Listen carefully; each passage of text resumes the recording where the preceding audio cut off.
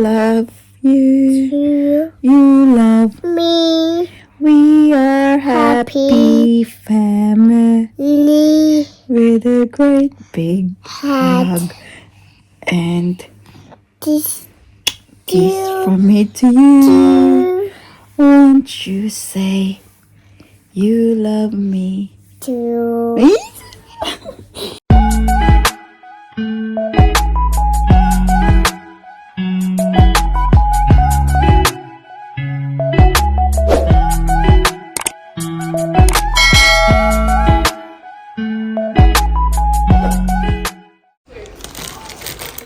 Give Mama a kiss.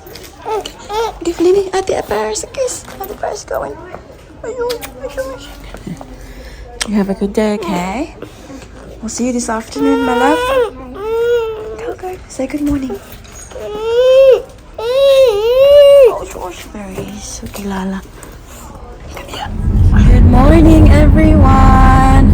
Happy Thursday. It's nearly 9 o'clock in the morning. Kakadrop lang natin kay Ate Paris natin sa school. And you can see baby Celine sa likuran. Do you wanna wave hi lang? Hi here? Hi. Oh, such a cutie, my love. Thursday morning, so my playgroup si baby Celine. She is very excited. Alam na alam niya guys kapag playtime. Oh my God. Sobrang excited siya. Although, kagabi, medyo may siya, temperature ba? And may ubo siya guys, and you can really hear the phlegm. Kaninang umaga, buti na lang sinuka niya kasi nagdidedi siya, diba? Tapos na-irritate siguro yung kanyang lalamunan. So nasuka niya, meron talagang mga plema guys. And I'm happy because I'm not happy because she's got that. I'm happy because even though ganun, happy siya. So it means that she's not bothered or she's not really sick. Kasi hindi naman siya umiiyak na parang non-stop na iyak and hindi siya masaya. Like she's still happy, she's still chirpy, especially now sabi ko sa kanya we're going to play a group and excited siya. So yun. Anyways, kakatanggap ko lang ng tawag from Ate Paris's best friend's mom, Amy, yung tayo na friend namin. So nakita niya pala ako guys doon pagdrop ko kay Ate Paris. Sabi niya, would you like to go for coffee or breakfast after school drop off? Tapos sabi ko naman na halaka merong playgroup si baby Celine and I can't miss this one kasi alam niyo naman ang ating baby Celine. She's not feeling the best but she's still very excited sa ating playgroup. So sabi ko, since meron namang cafe dito sa harapan, 'di ba, ng playgroup. Sabi ko dito na lang tayo mag-meet for have coffee here. Tapos no need naman na kailangan 9 o'clock talaga kami pumasok ng playgroup. We can always have coffee and or breakfast and we can go to the playgroup after. Kung makakapaghintayan natin baby Celine. Is that okay pa lang lang? Is that okay? Oh, come to mama. Come to mama. Ay, sure. May sipon. Ako rin naman may sipon, guys. No? It's the weather. I think nag-start to siya last week nung pumunta kami ng playground. Nung nag-play kami like the whole morning. Di ba na? And then you started feeling, sick. Ala, Tita Rose is there na, anak. See? Tita Rose, Tita Chloe. Yung friend namin din na Pinay. Umating na sila.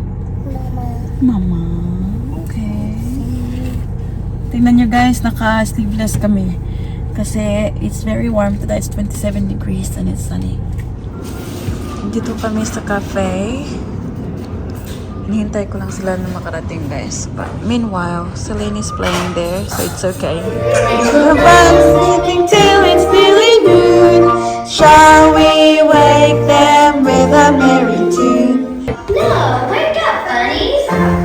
little bunnies, hop, hop, hop. Hop, little bunnies, hop, hop, hop.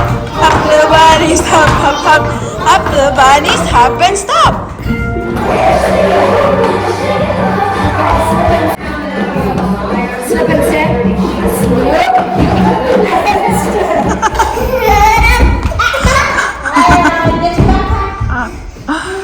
Come, Leanie's turn. Come. Come on. Come on. Oh no, she doesn't want to come to me. Ah. Tinanggal niya yung kanyang sapatos, guys. Oh. Buti na lang din kasi gusto niyang pumunta doon. Mainit. So, huy, huy, huy, huy, huy, huy. Alalala. Oh, see, it's hot, hot. Yeah, hot. Hey, back here. Quick, quick, quick. Ginagawa niya, guys. Pupunta siya doon. Oh, very naughty girl. Straight after the playgroup, uwi kami kaagad. And pinaglaro ko muna siya dito before we go up for a nap. Kasi she was very quiet. And then, nung sinabi ko na, you wanna play with this scooter? Sumaya siya, guys. Kaya, ang inay ay... Yes! Gagawin lahat para masaya ang anak. What would you like Mama to do? What is it? Ano siya? What's this ano siya? Help? Can you say help Mama please? Help! Help! Help Mama please? Help! Mama? Help, Mama. Okay. Please? Please. Good girl. Okay, be careful. So, galing-galing naman yung baby na yan, oy. You're stuck again? No. No. Whoop. Oh, you're doing well. Help! Help! Help. Help! Okay, Mama, help. There you go. Woohoo! Oh, careful lang. She's acting like she's a pro. No, Mama will spray. No, I was spraying. I was spraying to the cleaning too. Okay, careful. Don't spray on Celine's face. Where's else to actually? It's all Celine's handprints. Ati. Ati, do it? Okay. Kasi nabot pa silang dua. Okay, Celine, wipe now. Wait. Good girl. Such a great job, Celine. Here. Spray. I already have some. Ah, okay. Lane, I'll give you a new one, anak. Oh. Lane, I'll give you a dry one. Lean, Ati, give you another one. Here you go. Take the one instead. What do you say to ate? I'm gonna leave that one instead. What do you say to ate, But Lini? look at her again, just press it. Celine Ring, what do you say to ate?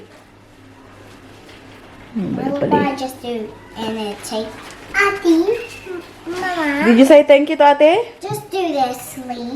Just do that. Uy, ayaw lang. Ala ka. Maisprayan yung laong lang. Like this, yeah. Wipe. Lini. Sus, klaro, di kayo mong tudlo nak ba? Some spray. Press it. Nak, you're spraying yourself. Ati, have it? Ati, spray the bottle again. Ati, Nini. I like Nini food. Okay, Lini too. Here you go. Not a lot, okay? Do you need Mama's help? Yep. Oh, not like that, Nak, because it's facing you. Like this. I'll mean next time. Okay, go. I know you've predominantly done cases, but you've done a lot of trials. No. Good job. My turn to get some Nasa itong mga damit dito, guys.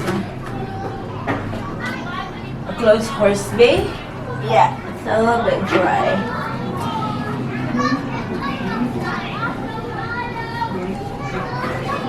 Tupiin ko na lang siguro na bago ko ipasok kasi alam niyo ba yung ginawa ko kagabi? Very late na akong natulog. And it was because sobrang dami kong tupiin. Guys, grabe. Sa kabilang kwarto, parang puno na yung isang room. ng mga damit na kailangan tupiin. So, I stayed up late. Madaling araw na siguro ako nilulog. Kanina, hindi pa ako tapos. Oh my God. Walang katapusan. Eh, no, dito, may mga nakaano pa, oh. Tapos sa baba, sa likuran, meron din doon, guys, na mga nilabhan ko na. May mga kailangan pang labhan. It just shows kung gaano karaming damit dito sa pamamahay na ito. Tapos na-stress pa ako ng very lights doon sa isang customer ko, guys. Bumili siya sa akin ng bag. Actually, this is the second time na bumili siya sa akin ng bag. The first time, it was all good. Pinaship niya sa akin kasi malayo siya nakatira. So, kailangan kong i-post. Pinost ko yun. She was very happy with that. Actually, she came back to me saying, kung may ganito ka, may ganyan ka, let me know. I want to buy it. Sabi ko, yeah, okay. Let's keep in touch. Ngayon,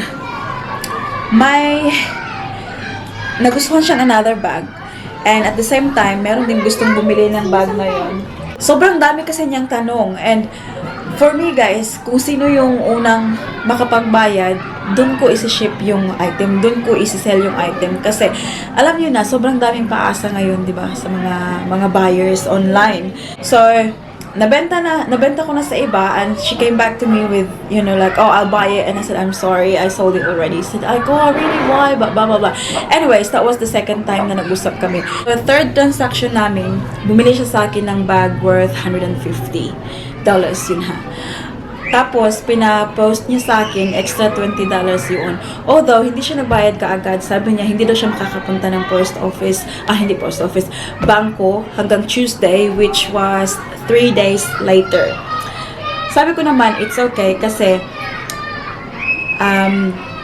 maliban sa meron na kaming transaction before, yung bag kasi na yun, is parang nandito na sa akin, like, natambak na siya sa akin. So, okay lang na matagal siya magbayad.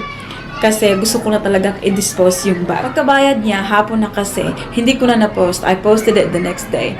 Nung pagka-post ko, guys, I don't know kung ano yung nakain ko. I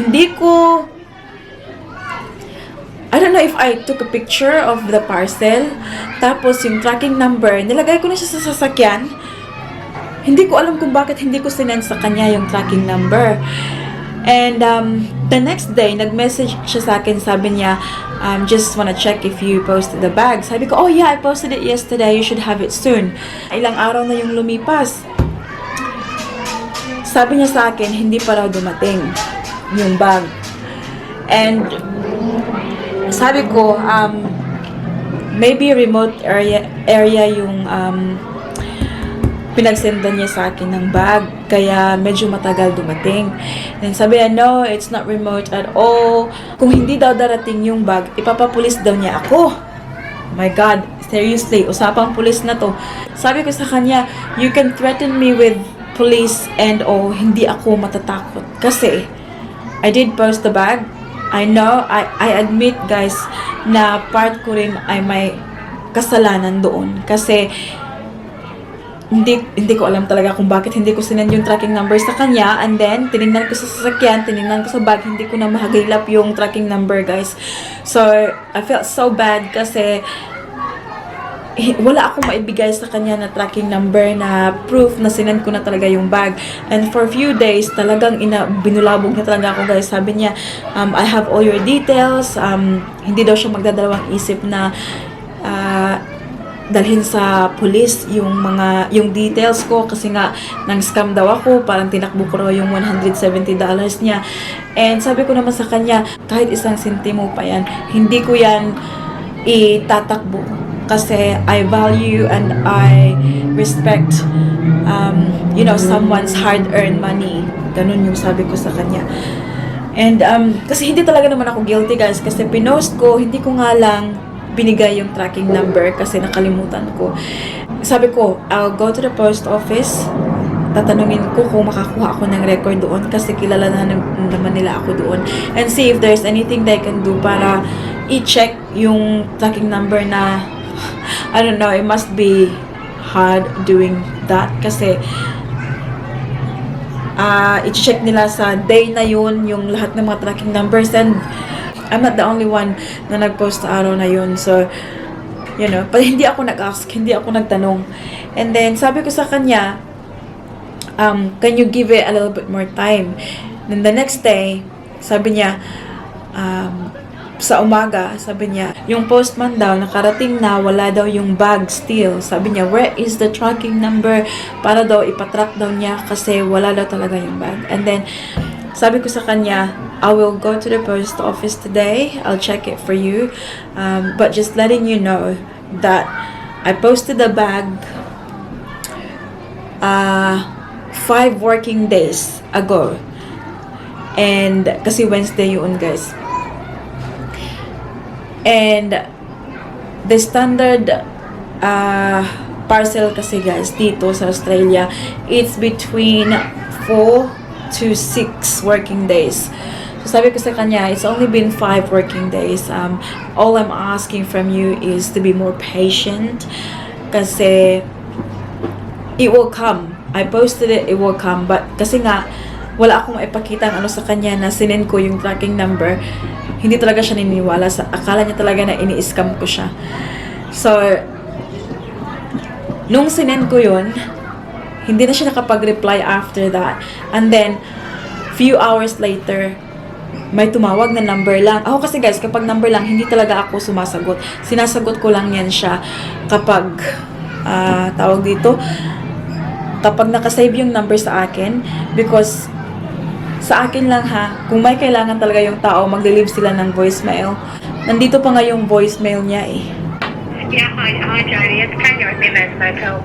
The bag just turned up. Thank you very much. I owe you a sincere apology, but thank you kindly. So you hear that guys? Nag-sorry siya. Tumawag siya sa akin para mag-sorry kasi the minute na sinend ko yung message sa kanya na sabi ko, just give it a little bit more time please kasi darating din yung bag. Dumating yung bag. And since hindi ko nasagot, nag-message din siya. Alam niyo ba, haba ng message, sabi niya sa akin, hi, I owe you a huge apology. The bag just arrived and in perfect condition.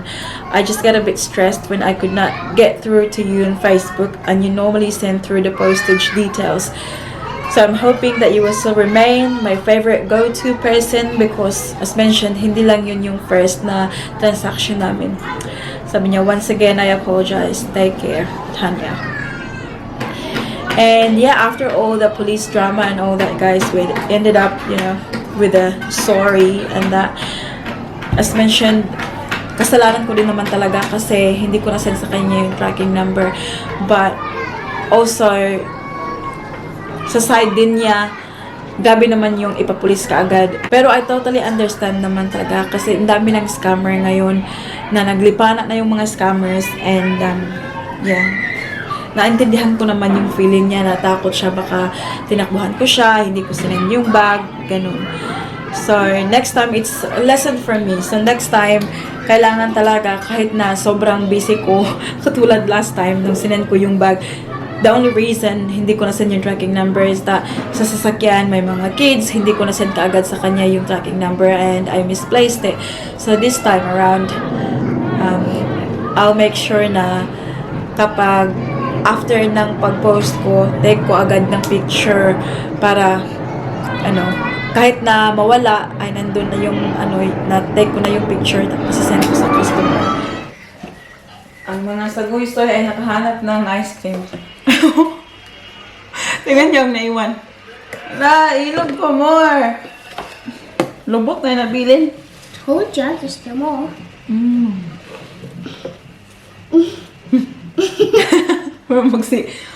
Sisa. Can you say lang, Crispin! Crispin! Bas, Crispin. Crispin na, Crispin! Crispin! Basilio! Basilio! Tingnan niyo ang kanyang buhok, guys. Oh, kagila yung... What happened to your hair, lang? What happened to your hair? What? This? The hair tie somewhere. I put on my hand. You lost it. No, it was on my hand, but I put it somewhere. Alam niyo ba, tira-tira to nung birthday ni Baby Celine. We don't normally keep ice cream at home. Nung birthday ni Baby Celine, ala, nakuha ang Celine. Oy, ala, igo kasi ang bago, okay. Ice cream man. Imong ilong nak, datulog para ba ka? Kasi birthday ni Baby Celine, bumili kami. Ngayon, may naiwan. Wala na, last now.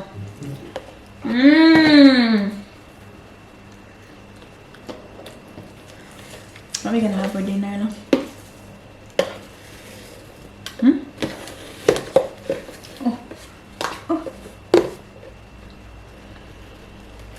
Dagko kay baba sa ice cream, oh. Pakanon. I want all of it.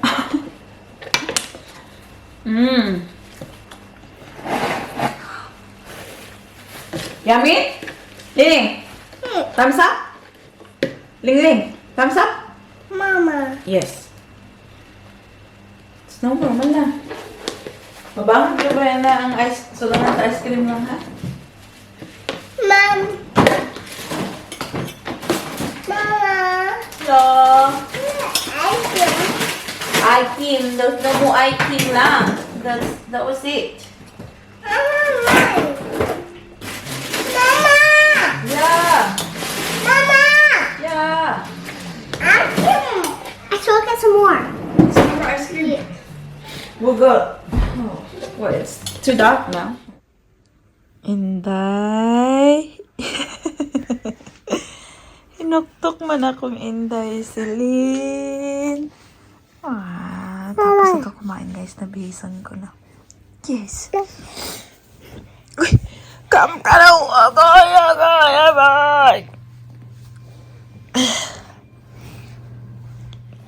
Is it leaning? Boo! Where's your teeth? Teeth! Teeth! Oh, I'm hoping that tonight hindi siya mag-fever, guys. The last couple of nights, meron siyang hindi naman sobrang init, pero you can tell talaga na meron siyang fever. Nak. Dahil siguro sa kanyang sipon. Nak, do you have cold? Show me your nose. Do you have cold? Dahil siguro sa kanyang cold tsaka sa kanyang ubo. Yeah? Yeah? Wait, see, can you hear that?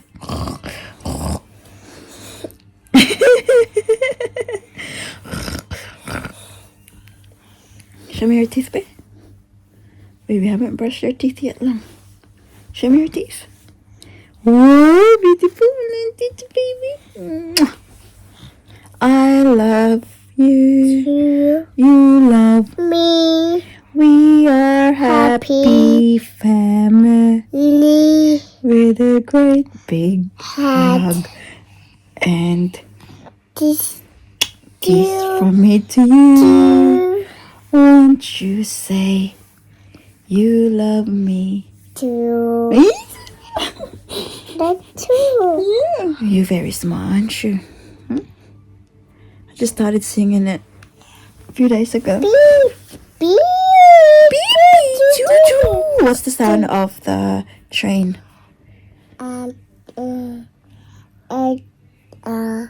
Choo. Good job. What's the sound of the cat? No. Meow. What's the sound of the pig? What's the sound of the car? Mom. No, mom. What is it? Mom. Mom? Are you sure? I gap. Stop. No. What's the sound of the horse? I lay. Nay. What's the sound of the sheep? Boy. Huh? Baba. Ba-ba-ba. What's the sound of baby crying? Sad. Sad. Yeah. No, what's the sound of the baby crying? Boy sad. Sad. Sad. Is Lenny happy or sad?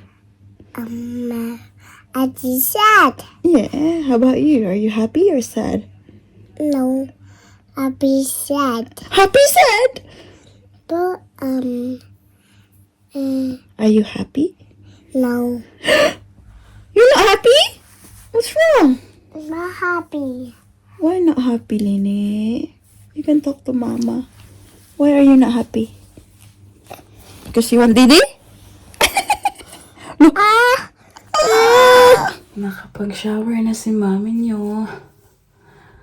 I'm feeling fresh. Oh, it feels good. Nakatulog na yung mga kids, guys. Si baby Celine pinatulog ko.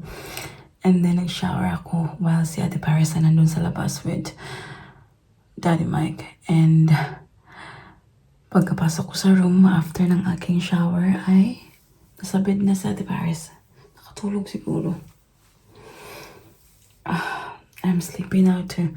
So, naglagay lang ako ng mga kaikikan sa aking best luck, guys. Nagay ako ng rejuvenating cream. Ayan, balik ako dito sa aking Skin Magical. And, as part of my, skincare, ay itong aking pang sa lashes ko.